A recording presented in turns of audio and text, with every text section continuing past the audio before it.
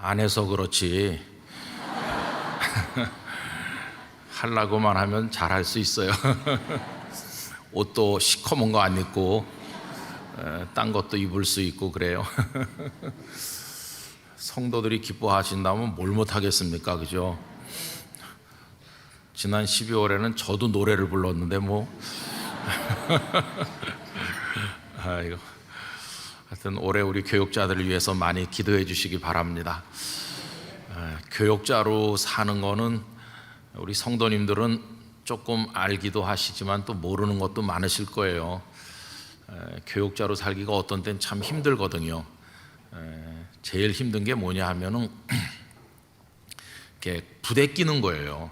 그러니까 몸이 피곤한 게 문제가 아니라 이렇게 여러 부서에서 일하고 뭐 이렇게 하다 보면은 마음속에 영적으로 충족되지 못하고, 또 교육자들도 다 사람이니까 시험에 들기도 하고 연약한데 과중한 업무가 있다든지 또 어떤 성도들을 돌봐드려야 된다든지 이렇게 하면은 내가 준비가 안 돼 있을 때 그런 요청을 받고 그러면은 이게 참 힘들죠, 그렇죠? 그래서 그때 진짜 주님이 만져주시는 게 필요합니다. 더군다나 저는 뭐 나이가 먹었지만은 우리 여기 나와서 찬양하신 목사님, 전도사님들은 아직 젊잖아요, 그죠? 젊다는 것은 무한한 가능성이기도 하지만은 또 그런 어려움을 극복해낼 내성이 조금 약하다는 뜻일 수도 있어요. 그러니까 여러분들이 넓게 이해해 주시고 또 사랑으로 덮어주시고 기도 많이 해 주시기를 바랍니다. 뭐 한경직 목사님 같이 훌륭하신 목사님도 초년병이실 때가 있었잖아요, 그죠? 전도사 시절도 있었을 것이고 다 그렇게 시작하는 거죠. 그래가지고 다 나중에는 성숙한 하나님의 사람이 되어서 하나님 주신 곳에서 한국교회를 위해 일하게 되는 거니까 여러분들께서 우리 교육자들을 위해 많이 기도해 주시고 또 격려해 주시기 바라고요. 저는 영락교회가 많은 교육자들이 이렇게 거쳐가는데 우리 교회를 섬기다 가신 목사님들이 한국교회 곳곳에서 정말 훌륭한 주님의 종이 될 수 있도록 우리가 기도하는 거 필요하다고 생각합니다. 그래서 다른 교회들이 목사님을 모셔갈 때 영락교회 전도사님 출신이래요, 목사님 출신이래요, 그러면은 보지도 않고 모셔갈 수 있는 그런 목사님들이 다 우리 교회에서 배출될 수 있도록 여러분들의 많은 기도를 부탁을 드리겠습니다. 저녁 식사들은 잘 하셨어요? 우리 교회 밥이 뭐 수만 원짜리 비싼 밥은 아니지만은 그래도 거저 먹으면 더 맛있는 밥이 우리 교회 밥인데, 또 이번 산상 원래 신령 기도회 산상에서 했었는데 이제 본당에서 하는 게 자리가 잡혔죠. 본당에서 하지만은 기도회 기간에는 여러분들에게 식사를 또 교회가 그냥 준비해서 드리고 이렇게 하려고 목양부에서 다 준비하고 있으니까 여러분 많이 오셔서 함께 해주시면 감사하겠습니다. 오늘 저녁에는 이제 조금 우리가 차분한 마음으로 우리 속을 좀 들여다보는 마음으로 우리 자신을 영적으로 성찰하는 그런 입장에서 말씀을 생각하고 간절한 기도 제목을 붙들려고 합니다. 나중에 기도할 때 정말 하나님 앞에 진지한 기도를 드렸으면 좋겠다는 생각을 가지고 있습니다. 오늘 읽은 말씀 3절인데 여러분 먼저 우리 12절 말씀을 다시 한번 읽어보실까요? 그러므로 나의 사랑하는 자들아, 너희가 나 있을 때뿐 아니라 더욱 지금 나 없을 때에도 항상 복종하여 두렵고 떨림으로 너희 구원을 이루라. 아멘. 이 빌립보서는 옥중 서신 중에 하나죠. 사도 바울께서 감옥에 계시면서 보낸 편지 중에 하나입니다. 그러니까 거기 지금 읽은 12절 말씀에 보면 너희가 나 있을 때뿐 아니라, 이 말은 바울 사도가 빌립보에 함께 계실 때 그때뿐만 아니고 더욱 지금 나 없을 때에도, 이 말은 내가 지금 감옥에 있기 때문에 여러분들과 함께 있지 못하지만 그런 뜻이에요. 사도 바울이 늘 빌립보에만 계신 게 아니잖아요. 어떤 때는 빌립보 성도들을 만날 때도 있지만 어떤 때는 다른 곳에 가실 때도 있고 또 감옥에 갇혀 있기도 하니까 함께 있지 못할 때도 있어요. 근데 여러분, 우리 어린 자녀들도 엄마 아빠가 같이 있을 때는 행동거지가 이렇게 올바르다가도 엄마 아빠가 외출하고 나면 자기 마음대로 또 뭐 이렇게 하잖아요. 그것처럼 영적 지도자인 바울 사도가 함께 계실 때는 반듯하게 믿음 생활 잘 하려고 했던 그들이 사도 바울이 떠나고 안 계시면 이게 무너지고 좀 흐트러질 수도 있지 않습니까? 그래서 지금 바울이 당부하는 겁니다. 나 없을 때에도 항상 복종하여 주님께 순종해서 두렵고 떨림으로, 여러분 우리 신앙에 임하는 태도는 장난스럽게 그냥 뭐 아무렇게나 이게 아니라 진지한 마음으로, 두렵고 떨림으로는 아주 마음을 기울여서 진지하게, 그런 뜻이겠죠. 그래서 신앙생활은 진지해야 됩니다.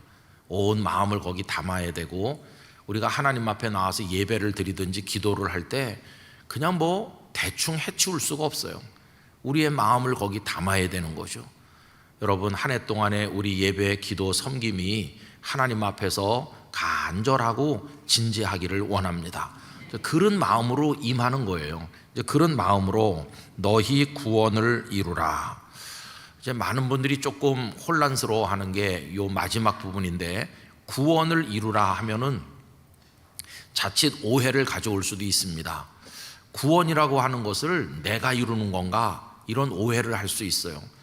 여러분, 구원을 사람이 이룰 수 있다고 생각하는 게 율법주의적 발상 아닙니까? 내가 열심히 노력하고 또 내가 열심히 고행하고 금식하고 뭐 착한 일하고 이렇게 하면 구원받는다. 이 세상에는 자력종교가 많잖아요. 자력종교, 자기 노력으로 어떤 선을 얻고 구원에 이른다고 하는. 우리 기독교 신앙은 그런 게 아니에요. 우리 스스로 아무리 노력을 해도 우리를 구원할 수 없기 때문에, 우리를 바깥에서부터 주어지는 하나님의 은혜가 아니면 우리를 구원할 수 없어요. 웅덩이에 빠졌는데 움직이면 움직일수록 더 빠져들어가는 그런 수렁이라면 내가 발버둥 칠수록 더 빠지는 거잖아요. 그때 살아날 수 있는 방법은 저 바깥에서 나를 건져주는 방법밖에 없는데, 하나님의 아드님이신 예수님께서 이 멸망의 수렁인 이 세상에 직접 오셔서 우리를 구원하여 주신 것이에요. 그러니까 여기 구원을 이루라는 말을 너희가 열심히 노력해서 스스로를 구원하라 이렇게 받아들이면 이 말씀이 이제 오해되는 거죠. 그래서 이루라고 하는 이 단어를 그렇게 이해하면 안 되고, 어떻게 해석해야 되느냐 하면은, 구원을 받은, 하나님의 은혜로 구원을 받은 성도답게 너희들의 삶을 계속해서 경건하고 아름답게 유지해 나가라, 그런 뜻으로 이해해야 돼요. 여러분, 제가 이 12절을 새번역 성경으로 읽어보겠습니다. 그러므로 사랑하는 여러분, 여러분이 언제나 순종한 것처럼 내가 함께 있을 때뿐만 아니라 지금과 같이 내가 없을 때에도 더욱더 순종하여서 두렵고 떨리는 마음으로 자기의 구원을 이루어 나가십시오. 이렇게 번역했어요. 구원을 이루라는 말보다 구원을 이루어 나가십시오 라고 하는 거는 뭔가 계속 진행되는 거고 유지해 나가는 걸 의미하잖아요. 여러분, 우리는 구원받은 하나님의 아들과 딸인 줄로 믿습니다. 그러면 누가 보든지 보지 않든지, 사도 바울 같은 분이 같이 있든지 같이 있지 않든지 그런 것처럼 누가 보든지 보지 않든지 가정에서나 일터에서나 교회에서나 여럿이 있을 때나 혼자 있을 때나, 나는 하나님의 자녀다, 난 구원받은 성도야, 그러면 성도다운 삶을 쭉 지켜나가야 되는 거예요. 여러분, 오늘 말씀 가운데서 13절을 이제 14절을 가서 봅시다. 14절을 보시면 모든 일을 어떻게 하라고 그랬죠? 원망과 시비가 없이 하라. 여러분, 어저께 주일 낮예배 시간에 제가 막 억울하고 원통하고 뭐 섭섭해가지고 우리 마음속에 분노가 쌓이고 막 이런 얘기 했습니다. 그죠? 근데 여기 지금 원망과 시비가 없이 하라는 것은 따뜻한 사랑으로 협력하고 배려하고 축복하고 칭찬하면서 한 덩어리가 돼가지고 협조하고 가능한 도와주면서 이렇게 하라는 거잖아요.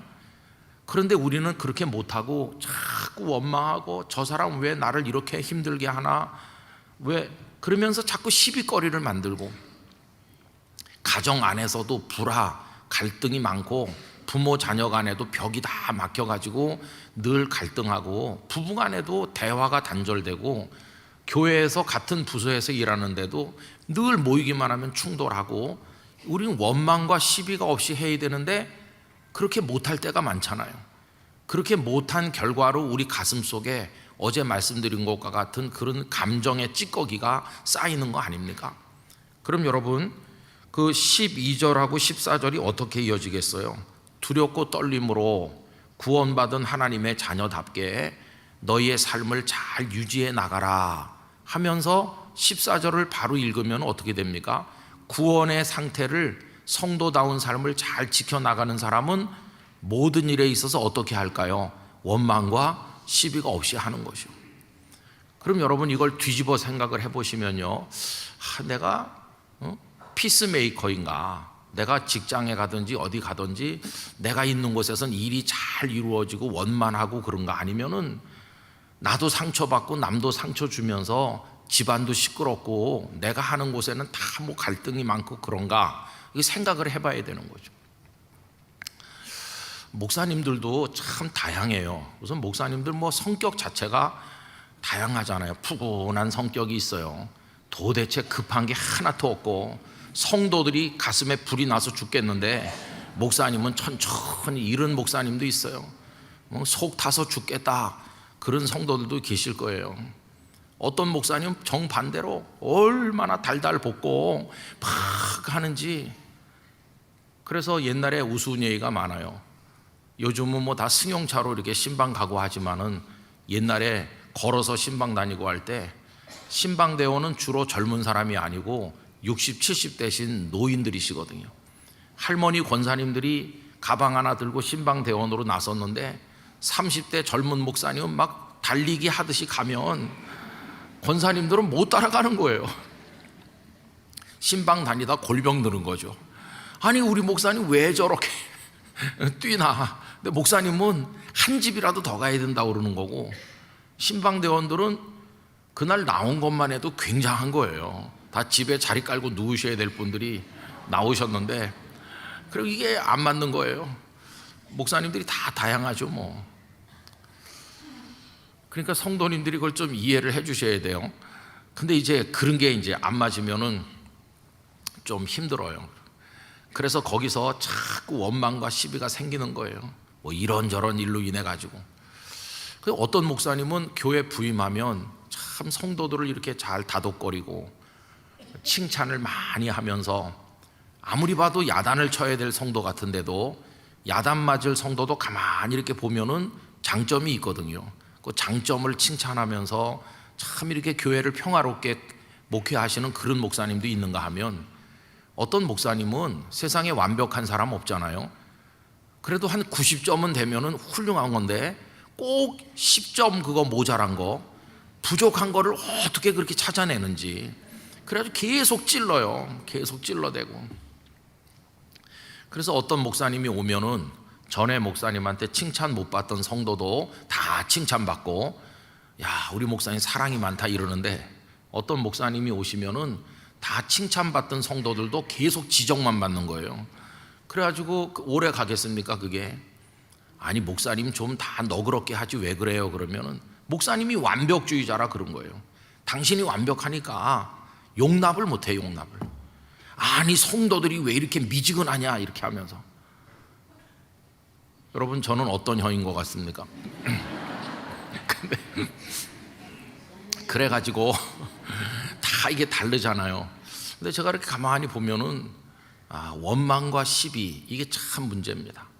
그래서 목사님이 새로 부임했다고 막 성도들이 기뻐하는데 2년 3년도 못 가가지고 막 삐그덕대는 거예요.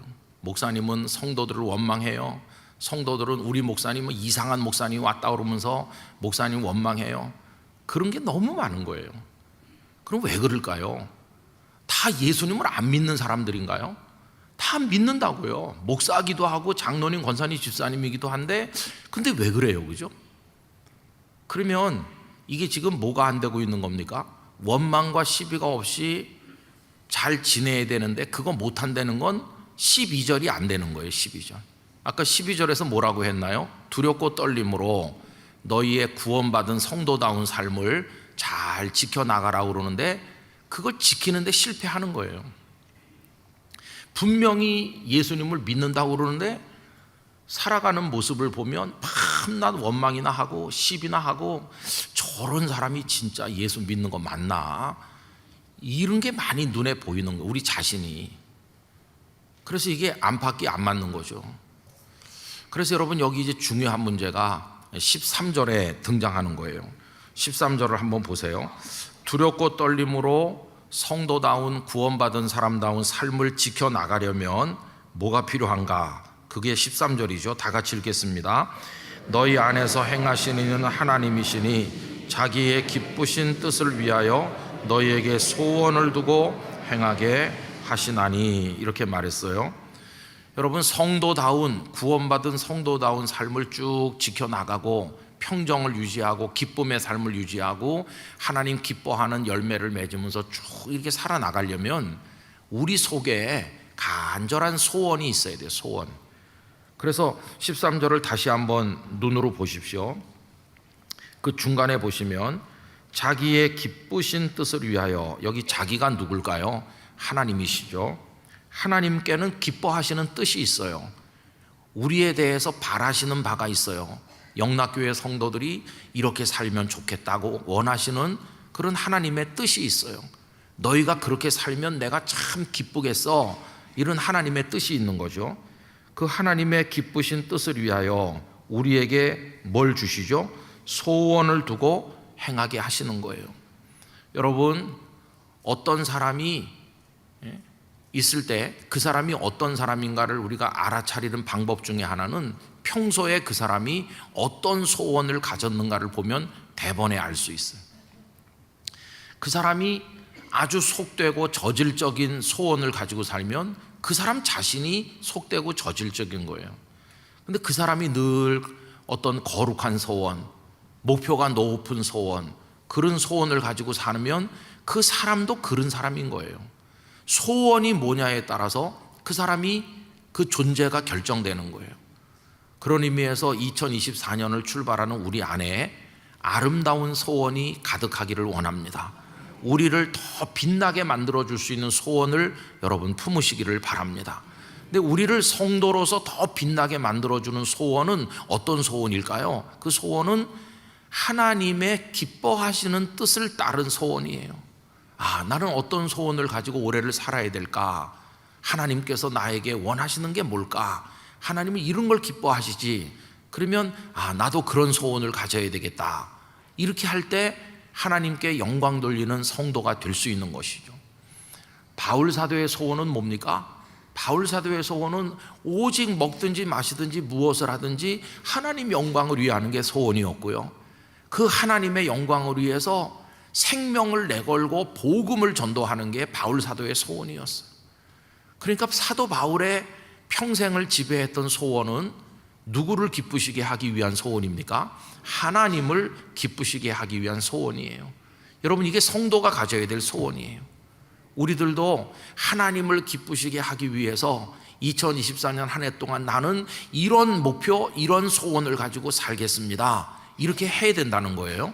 자, 그런데 그 13절 앞에를 다시 보면 너희 안에서 행하시는 이는 누구시라고요? 하나님이시거든요.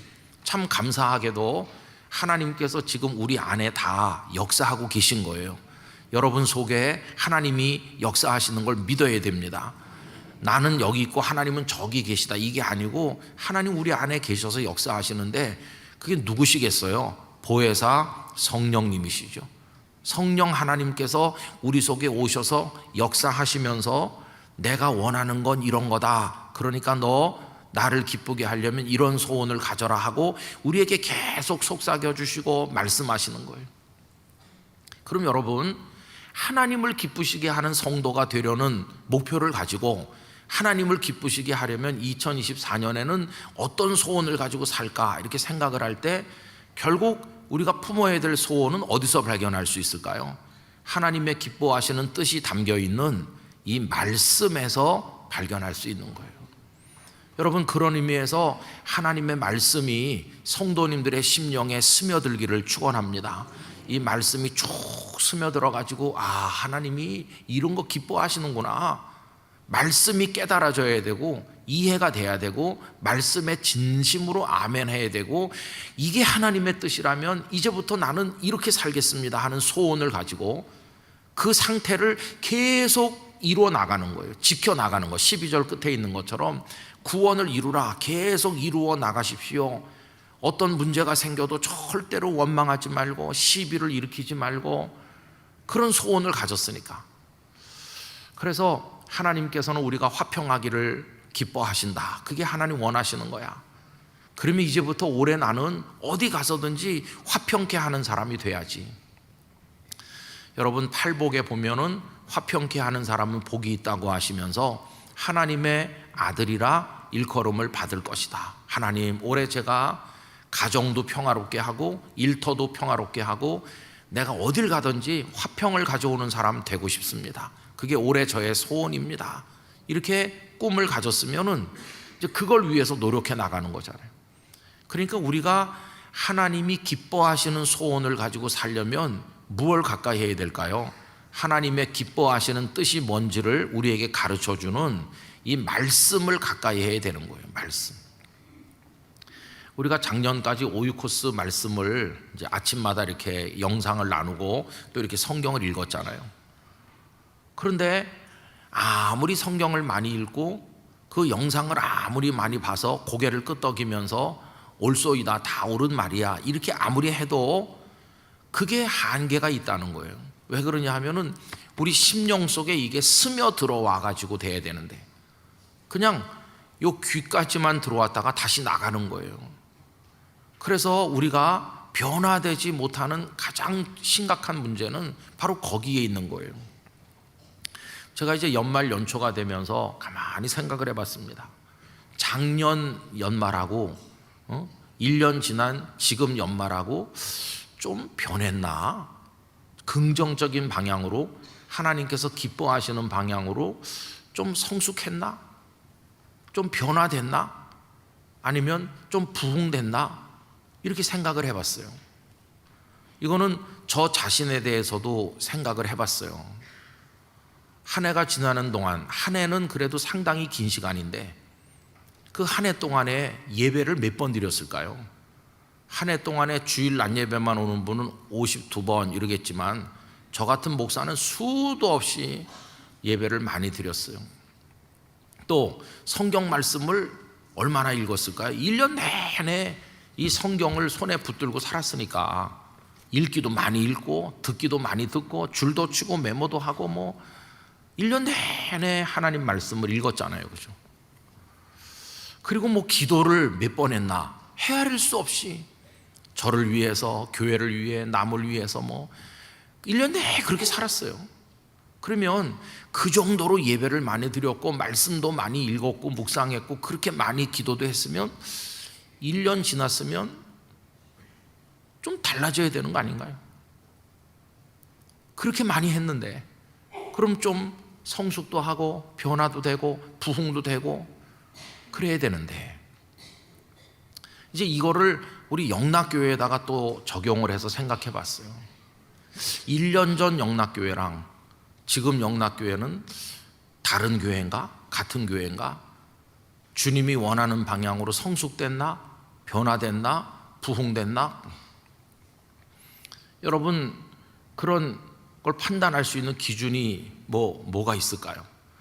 흔히 한국교회에서는 부흥 그러면 예배 오는 성도 숫자가 늘면 부흥이라고 말하긴 하지만 그런 거 말고 주님이 보실 때 아까 13절의 말씀처럼 주님이 기뻐하시는 대로 우리가 살고 있나, 그런 면에서 우리가 좀 변화되고 성숙했나, 그런 면에서 영적 부흥이 이루어졌나 이렇게 생각을 해보는 거죠.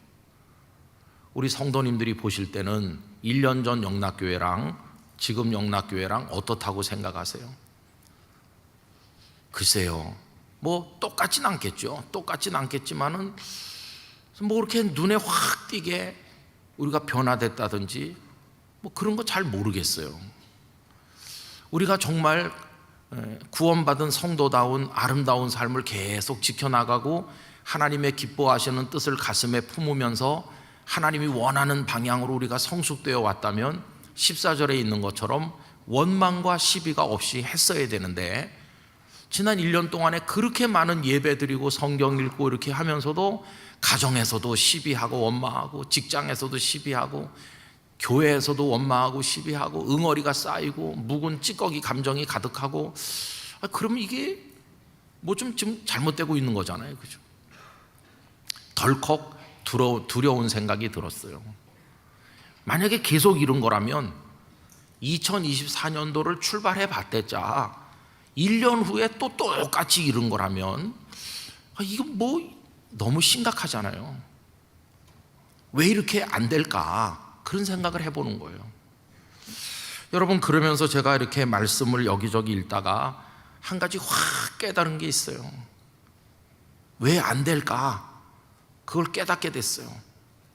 여러분, 그 알고리즘이라는 말을 요새 많이 씁니다.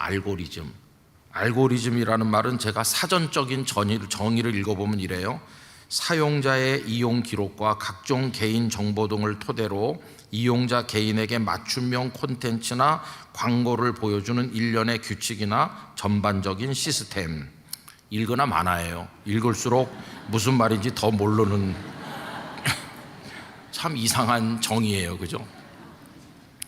아주 쉽게 얘기하면 이런 겁니다. 이거보다 제 얘기가 훨씬 쉬워요. 여러분, 손흥민 선수 좋아하시죠? 축구 손흥민 선수가 이제 골을 자주 넣고 그러니까 우리가 요새 그 소식을 들으면 야, 그래도 요새 우리에게 기쁨을 주는 사람 손흥민밖에 없어 이러는데, 손흥민 선수를 좋아하는 분들이 제법 많을 거예요. 그러면 유튜브나 이런 데서 손흥민 이렇게 이름을 쳐서 넣으면 손흥민 선수가 활짝 웃는 모습, 뭐 어디서 골을 넣었던 모습, 뭐 그런 게 쫙 유튜브 영상으로 나와요. 그럼 이제 최근에 있었던 손흥민 선수가 골을 넣었던 그걸 하나 클릭을 해가지고 손흥민 선수가 막 멋지게 골 넣는 거 이런 거를 보고, 또 옆에 누가 그건 정말 기적의 골이었다 그러면서 뭐 나오면 그것도 하나 해설하는 것도 하나 보고, 이렇게 한 몇 번 보잖아요. 그 다음에 여러분들이 컴퓨터를 켜가지고 아니면은 스마트폰을 열어가지고 유튜브를 딱 열면 뭐가 쫙 깔리는지 아시죠?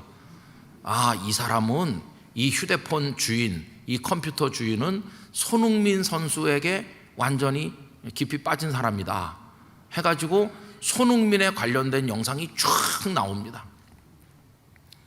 손흥민 선수와 관련된 게 쭉 나오면서 또 연관된 것도 나와요.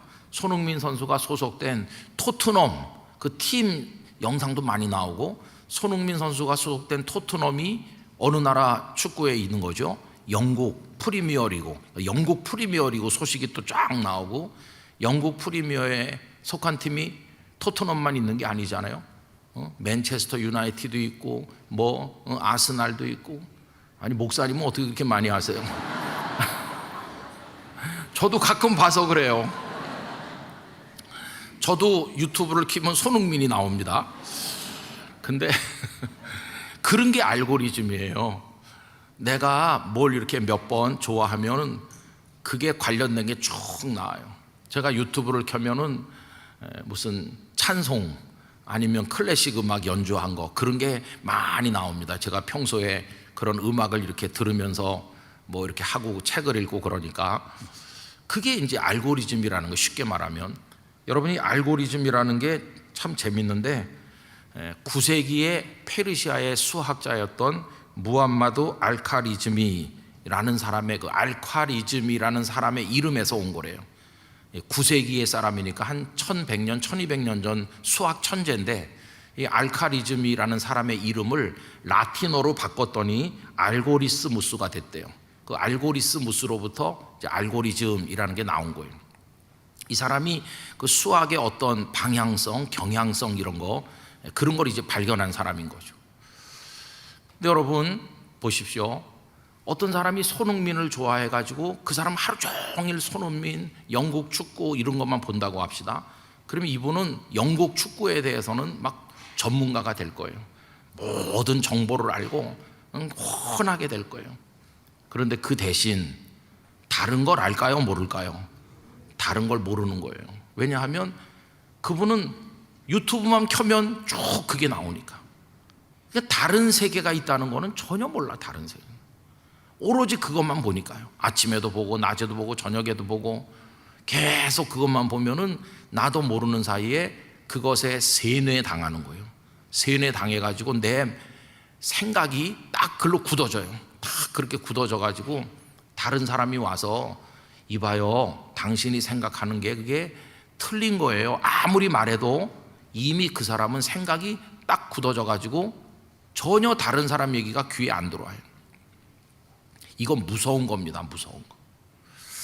여러분, 제가 이제 이 얘기를 어떻게 생각을 하게 됐냐 하면은 며칠 전에 성경을 읽는데 마가복음 11장 27절에서 33절까지를 깊이 읽게 됐어요.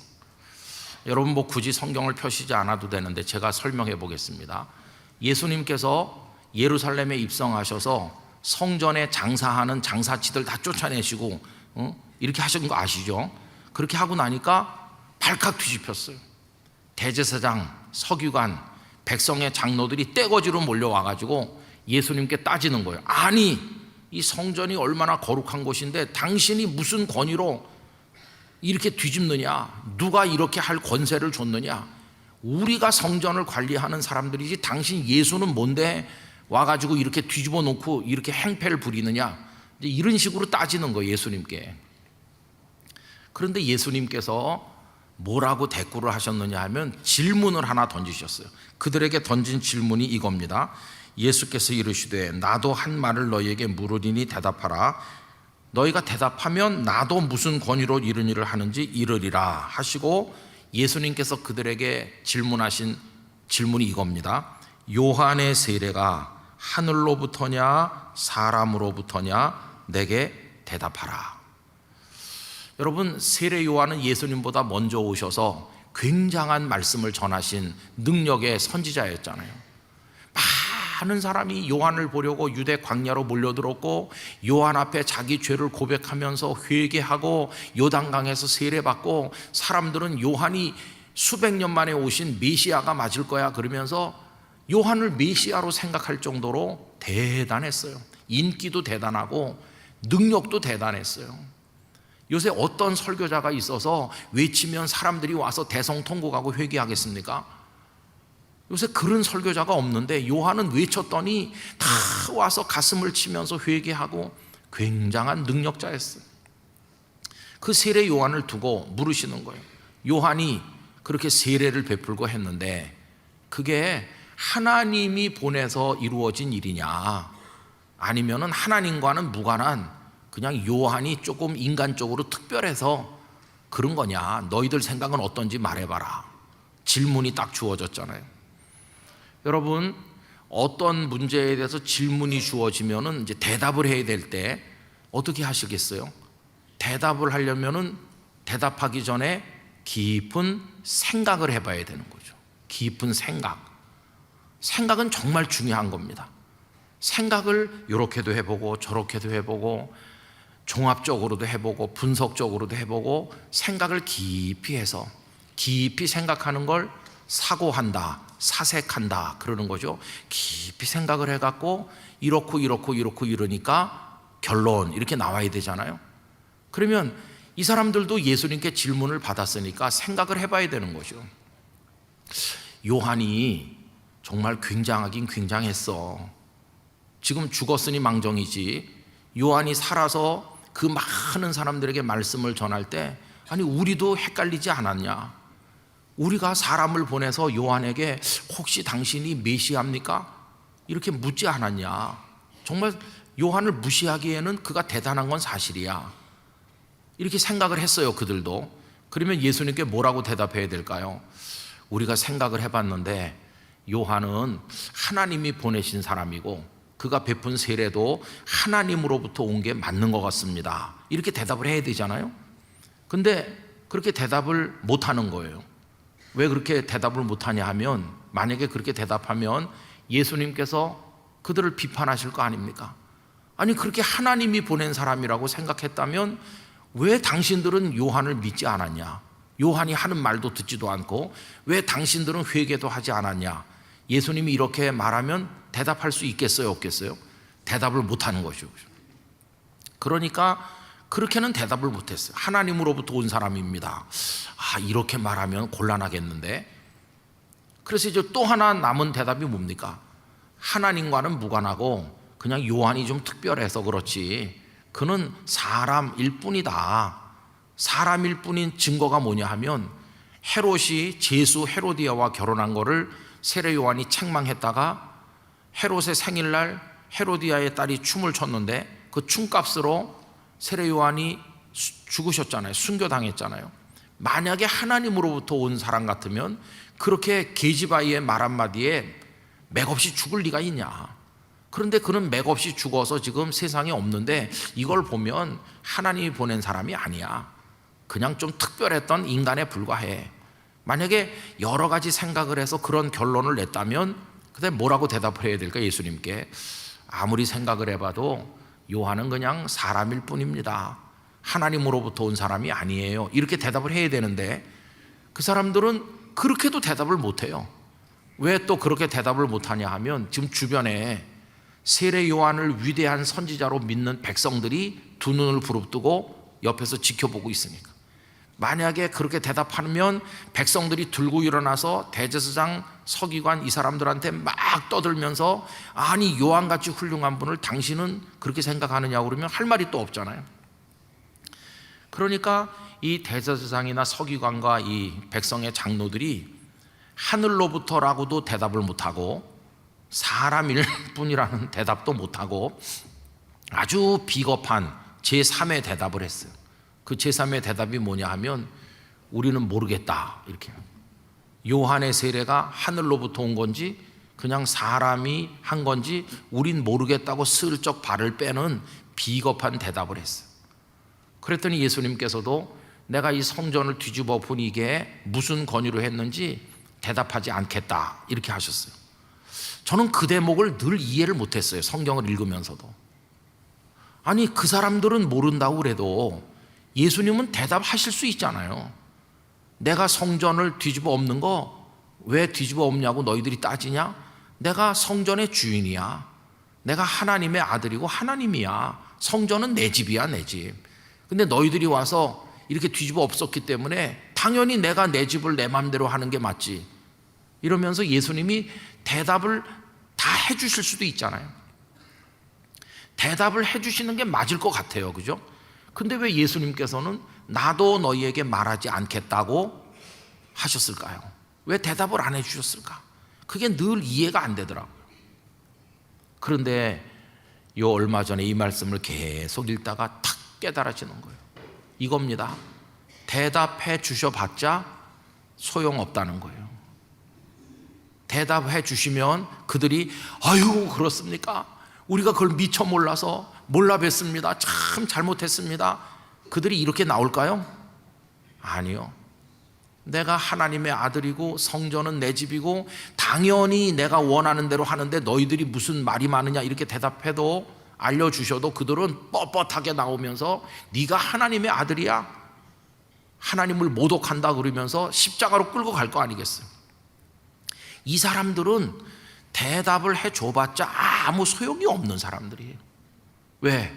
이미 양심이 다 화인 맞아서 귀가 다 막힌 사람들이에요. 귀가 막혀요. 그러면 요한의 세례가 하늘로부터냐 사람에게로서냐고 물으셨을 때 그 사람들은 솔직히 주변에 있는 사람들만 아니라면 진짜 하고 싶은 대답은 뭐였을까요? 요한 그 사람은 하나님과 무관하다고. 그러니까 그 사람 맥없이 죽었지. 이렇게 말하고 싶은 게 그들의 본심인데 백성이 두려워서 본심을 감춘 것뿐이에요. 그러면 그 사람들이 정말 예수님의 질문에 답하기 위해서 아주 합리적으로 객관적으로 공정하게 깊이 생각해서 답을 만들어냈나요? 그게 아니에요. 그들은 요한을 그냥 처음부터 싫어하는 거예요. 요한이 사람들을 끌어모으면 사람들이 다 광야로 가지 성전에 오지 않거든요. 요한은 성전의 지도자들을 비판하니까 자기들의 위신이 깎이는데 누가 요한을 좋아하겠어요? 그러니까 대제사장이나 이 사람들은 그냥 생각해 볼 것도 없이 요한은 우리의 적이다 이렇게 생각합니다. 아무리 옆에서 누가 요한은 하나님으로부터 오신 훌륭한 분이시라고 말해도 그게 귀에 들릴까요? 안 들릴까요? 귀에 안 들리는 거예요. 왜 안 들릴까요? 이미 그들 속에는 차돌보다 더 단단한 게 딱 자기 세계가 들어있는 거예요. 아무리 뭐라고 그래도 들리질 않아요. 그걸 아시기 때문에 예수님도 너희 같은 사람들에게 말해줘봤자 소용이 없어. 나도 대답해 주지 않겠다. 왜? 들을 귀가 없으니까. 여러분, 이게 얼마나 심각한지 생각해 보십시오.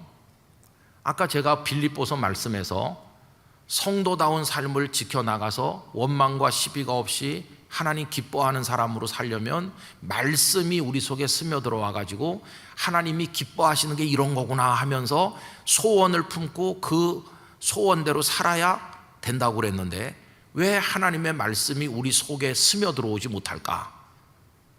왜 변화가 안 되고 왜 부흥이 안 되고 성숙이 안 될까? 그건요, 우리도 바리새인들이나 여기 백성의 지도자들 이 사람들처럼 우리 안에 뭔가 딱딱한 게 있는 거예요. 딱딱한 게. 여러분, 이런 얘기를 한번 해보겠습니다. 누가 총을 쐈어요. 그러면은 그 사람이 총에 맞았어요. 근데 그 사람 안 죽는 거예요.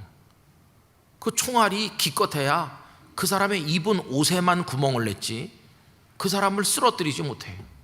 알고 보니까 그 속에 얼마나 완벽한 방탄조끼를 입고 있는지. 아무리 총을 쏴도 옷만 너들해지지 그 사람 멀쩡한 거예요. 딱 그거와 같아요. 하나님의 말씀이 총알처럼 우리에게 계속 오는 거예요. 1년에도 수십 번 수백 번 하나님 말씀 우리를 찔러요. 그런데 우리 껍데기는 좀 변하는 것 같아. 가끔씩 말씀을 듣다가 눈물이 막 흐르기도 해요. 그러면서 막 가슴을 두드리고 회개하고 새 사람 되겠다고 그래요. 근데 그게 옷만 구멍이 뚫리는 거예요. 그 사람 속에는 방탄조끼가 얼마나 두꺼운지, 방탄조끼가 뚫려야 그 사람이 쓰러지는데 우리 속에 있는 속에 옛사람, 쾌쾌 묵은 옛사람, 아주 못된 옛사람은 방탄조끼 아래 숨어가지고 아무리 하나님의 말씀이 우리를 쏴대도 멀쩡해요. 그래서 목사님들이 하는 말이 있어요. 교회 와서 자주 우는 사람 믿지 말라고. 교회 와서 은혜 받았어요 목사님, 오늘 말씀이 나를 울렸어요, 눈물이 나서 견딜 수 없었어요, 이제 제가 변화돼서 새 사람 되려고 그래요. 그런 사람 믿지 말라고. 그냥 울었을 뿐이지 하나도 달라진 게 없다고. 눈물 닦아내는 그 다음부터 옛날 그 사람으로 다시 돌아가는 거라고. 아직 방탄조끼 아래 숨은 옛사람은 그대로 살아있는 거예요. 옛사람이 죽질 않는 거예요. 그래서 여러분, 한 해 동안에도 무수한 예배를 드리고 말씀을 무수하게 읽고 눈물도 흘리고 가슴을 치기도 하고 내가 이러면 안 되지 그러고 뭔가 좀 되는 것 같은데 왜 나는 여전히 원망과 시비로 하고 왜 여전히 나는 삶에 실패하고 기쁨이 없고 성도다운 삶을 지켜내지를 못하나? 그 이유는요, 우리 속에 우리도 모르는 사이에 사탄의 알고리즘에 익숙해가지고 딱딱해진 영혼이 있는 거예요. 어떻게 이걸 깨서 부술 수 있는지, 어떻게 이게 깨져서 하나님의 말씀이 내 속으로 좀 스며 들어올 수 있는지, 그래서 나를 녹이고 변화시켜가지고 정말 진짜 새로워지는 그런 사람이 될 수 있는지, 이게 관건이에요. 여러분, 우리가 훌륭한 목사님들 설교를 들으면 오늘 그 말씀이 참 은혜롭더라, 좋더라, 이거는 그냥 가랑비에 옷 젖는 것밖에 안 돼요. 옷만 조금 젖는 거지 속은 그대로 있는 거예요. 금방 옷은 말라가지고 다시 옛날로 돌아가요. 이거를 계속 반복하고 있는 거예요. 그래서 저는 저 자신에 대해서나 우리 개개인 모두 우리 교회에 대해서도 맨날 그냥 옷이나 젖었다 다시 마르고 우리 속에는 멀쩡하게 옛날 옛사람이 그냥 살아서 펄펄 뛰면서 여전히 분노하고 여전히 욕망에 따라 살고 이래가지고 어떻게 진짜 변화가 될까? 그래서 간절한 소원이 생긴 거예요. 어떤 소원? 하나님, 나를 좀 구멍을 좀 내주세요. 내 심령에 딱딱한 내 영혼에 좀 구멍을 내시고 하나님의 진짜 우리를 변화시키는 은혜, 하나님의 말씀이 좀 깊이 스며 들어오게 해주세요. 그 정말 하나님이 기뻐하시는 뜻을 따라서 소원을 좀 가지고 이제는 정말 변화된 사람으로 좀 살아가게 해주세요. 그런 간절한 소원이 생기는 거예요. 저는 오늘 저녁에 우리 참석하신 성도들 또 영상으로 함께하는 모든 성도들이 진짜로 변화되시기를 축복합니다. 정말로 새로워지기를 원합니다. 우리가 심령이 변화되고 부흥되기를 원합니다. 그러려면요, 우리 속이 다 부서져 내려야 되는 거예요. 이 딱딱하고 완고하게 그동안 수십 년 쌓아 올린 우리의 영적인 잘못된 알고리즘에 따라서 막 거기가 이렇게 강화됐는데, 그래서 전부 내식으로 생각하는 거죠. 여러분, 사람은 진짜 생각하는 사람이 별로 없대요. 진짜로 깊이 생각하는 사람은 이것저것 다 고려해서 판단해야 되는데, 우리는 우리가 좋아하는 대로 생각한다. 이미 결론이 나 있는 거예요. 이미 결론이 나서 하나님께서 이렇게 말씀하셔도 에이 그건 뭐 이렇게 하면서 생각도 해보지 않고 본능적 반응으로 하나님의 뜻을 거부하는 거죠. 그러니까 변화가 안 돼요. 그거 이제는 없어져야 되고, 하나님 말씀 이런 거구나. 그러면은 그거에 따라서 녹아내려야 돼요. 딱딱한 돌같이 굳은 마음이 녹아내려야 돼요.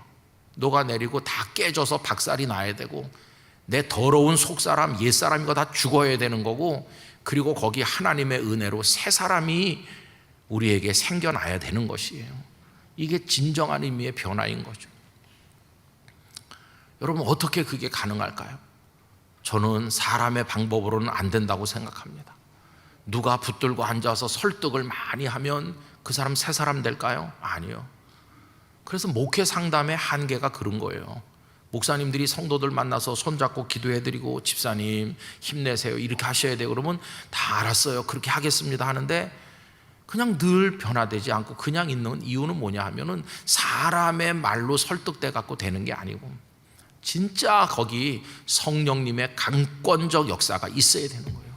성령님께서 우리를 쳐서 박살을 내야 되는 거예요. 우리 속에 하나님의 은혜가 확 뚫고 들어와야 되는 거예요. 여러분, 그거 우리가 정말 사모해야 되는 겁니다. 그렇지 않으면은 몇십 년을 교회 다녀도 여전히 원망과 시비로 하고, 여전히 딱딱하고, 여전히 자기밖에 모르고, 입으로는 주님의 영광을 구하고 속으로는 자기 이익을 추구하고 별짓을 다 하는 거예요. 하나도 변하지 않는, 그게 정말 두려운 거 아니겠어요? 오늘 첫날 말씀의 제목이 무엇을 품을 것인가인데, 우리 속에 하나님 기뻐하시는 소원이 우리 안에 있어서 그걸 품고 정말 성도다운 삶을 살려면 우리의 완악한 자아가 다 부서져 내려야 되는 것이에요. 여러분, 이거 깨지게 되시기를 원합니다. 이제 조금 이따 기도할 때 성령님이시여, 내 가슴에 이 굳어있는 이 껍데기 같은 거, 이거 나의 세계, 내가 구축해서 몇십 년을 쌓아 올린 나의 세계, 이거를 다 부숴주세요. 그게 자존심일 수도 있고, 내 어떤 편견, 나의 살아온 방식, 나의 전통, 나의 여러 가지일 수도 있는데, 이거 다 깨뜨려 주시고, 그리고 정말 하나님이 기뻐하시는 뜻을 따라 거룩한 소원을 품고 내가 하나님의 영광을 위해 살게 해주세요. 진짜 그리스도인이 되게 해주세요. 이런 소원을 우리가 가져야 될 것입니다. 여러분, 이 밤에 성령님께서 한 분 한 분 속에 역사해 주시기를 축원합니다. 성령님의 살아있는 역사가 우리 속에 임하기를 기원합니다. 그래서 우리를 새롭게 만들어 주시기를 원하는 것이에요. 이 제목으로 드리는 기도는 한 번으로 부족하고 계속해서 기도하는 거예요. 사도 바울이 나는 날마다 죽노라 이렇게 말했는데, 뭐가 죽는 겁니까? 자기 속에 있는 그게 다 매일같이 죽어야 되는 거죠. 그래야 하나님 기뻐하는 성도로 살아갈 수 있게 되는 것이에요. 여러분, 올 한 해 새로운 시간을 맞이했는데, 과거를 똑같이 반복하고 답습하는 어리석은 삶에서 우리 벗어나기를 소망합니다. 그래서 정말로 새로워진 사람으로 하나님이 기뻐하는 소원을 가슴에 품고 하나님 원하는 성도의 삶을 지켜나가는 한 해가 되기를 간절히 기원하는 것입니다. 여러분 그 소원을 가지시기를 원합니다. 성령님을 사모하시기 바랍니다. 간절히 사모하시면, 사도 바울 같은 사람을 박살을 내가지고 새 사람 만드셨잖아요. 하나님의 그런 능력이 우리 속에 역사할 때 우리 교회 체질도 우리 개개인도 변해서 하나님 기뻐하는 사람 될 수 있을 줄로 믿습니다. 그런 간절함을 가지고 진지하게 하나님 앞에 나아가시는 성도들이 되시기를 축원합니다. 다 같이 기도하겠습니다. 여러분, 이따 나중에 기도의 시간이 있습니다만은 이 시간에 우리 한번 통성으로 기도하고 제가 말씀을 마치고 그 다음 순서를 진행하겠습니다. 우리 다 같이 두 손을 한번 들고, 하나님 아버지, 수십 년을 예수님을 믿고 수십 년을 교회 섬기고 수십 년을 하나님의 사람이라고 자부했지만 내 속에 딱딱한 자아는 여전히 남아서 점점 딱딱해지고, 하나님의 말씀은 옷깃만 적시는 거지 내 속을 변화시키지 못하고 나의 세계 안에 갇혀서 얼마나 완고한 영혼을 가지고 살았는지, 하나님 저를 쳐서 부수어 주시옵소서. 저를 깨뜨려 주시옵소서. 저를 정말 새롭게 만들어 주시옵소서. 하나님, 녹아지기를 원합니다. 변화되기를 원합니다. 부흥되기를 원합니다. 하나님, 나를 새롭게 하여 주시옵소서. 우리 다 같이 주님 한번 외치고 기도합니다. 주여! 걸어가시고 사랑이 많으신 하나님 아버지, 이 밤에 저희들로 하여금 신년 기도의 첫 시간 말씀을 나누게 해주신 것을 감사드립니다. 하나님 아버지, 우리 속에 난공불락에 요새처럼 굳어진 우리의 세계가 있습니다. 너무나 딱딱해지고 너무나 차돌같이 굳어서 하나님의 말씀이 뚫고 들어오질 못하고 우리를 새롭게 하지 못합니다. 얼마나 우리가 튕겨내며 하나님의 말씀을 거부하며 입으로만 아멘하며 삶으로 거절하는지, 하나님이여 저희를 하나님의 강권적인 능력으로 깨뜨려 주시기를 원합니다. 쳐서 부숴 주시기를 원합니다. 새롭게 만들어 주시기를 원합니다. 하나님의 능력으로 저희를 새롭게 하여 주시기를 원합니다. 하나님만이 저희를 새롭게 하실 수 있습니다. 우리의 심령 골수를 찔러 쪼개 주시기를 원합니다. 오 성령님이시여, 우리 영락의 권속들 한 분 한 분이 불추한 종 하나님의 능력으로 역사하여 주시기를 원합니다. 이 밤에 강권적으로 역사하셔서 우리 개개인의 굳어진 모든 것들이 다 녹아내리고 변화되고 하나님 앞에 어린아이처럼 말씀이 스며들어와 하나님의 기뻐하시는 뜻을 따라 소원을 가지고 살아가는 성도가 되게 하여 주시고, 삶이 변하고 인격이 변하고 우리의 가치관과 우리의 목적이 변하고 하나님의 영광을 위해 살아갈 수 있도록 아버지 저희 속에 임하여 오시기를 기도드립니다. 들어올린 저희의 두 손을 잡아주시기를 원합니다. 성령의 불을 내려주시기를 원합니다. 아버지 하나님, 밤에 우리 가운데 임하여 오시옵소서. 주여 역사하여 주시옵소서. 오 사랑이 많으신 하나님 아버지, 저희들을 깨서 부수어 새롭게 하여 주시옵소서. 우리 속에 뚫고 들어와 주시옵소서. 녹여 주시옵소서. 옛사람이 죽게 하여 주시옵소서. 하나님의 말씀을 따라 새롭게 빚어 만들어 주시고 하나님 기뻐하시는 거룩한 소원을 가지고 성도다운 삶을 지켜나가도록 진정한 승리를 주시옵소서. 성령님, 우리 속에 임하여 역사해 주시옵소서. 예수님의 이름으로 기도하옵나이다. 아멘.